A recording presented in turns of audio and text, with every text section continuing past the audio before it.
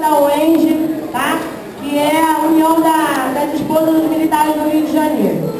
Eu hoje estou aqui na missão de convocar todas as esposas, já está anunciado no site do SOS PBR, Bombeiro e outros sites também.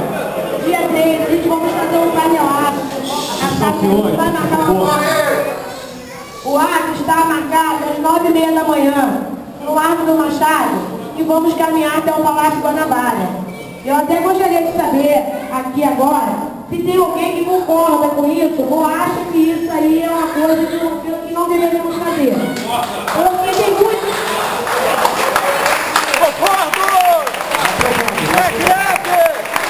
Porque tem muita gente me perguntando, a gente não vai ser presa, mas por que a gente seria presa? A gente não vai fazer baderna, a gente não vai quebrar nada e muito menos vamos agredir ninguém. Nós vamos bater as nossas panelinhas e mostrar para o governador que a gente não está satisfeita com esse salário de miséria que nosso marido recebe. Eu não sei vocês, mas meus filhos nunca estudaram no colégio particular.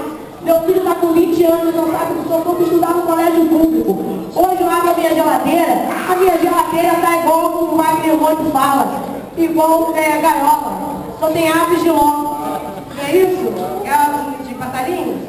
Porque eu não tenho nada. Então eu gostaria de fazer um apelo para todas as senhoras que possam ir lá no dia 3. No dia 2 também o Garçom pediu e marcasse uma reunião aqui às 19 horas. Quem puder vir também, eu agradeceria. Então a gente vai cadastrar as esposas de Angra, Friburgo, de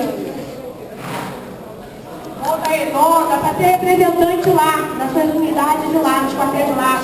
O ideal seria uma da polícia e um dos bombeiros de cada local, tá? Eu gostaria muito de agradecer a oportunidade e dizer que juntos somos fortes e estou em contato direto com a Nina lá do Ceará.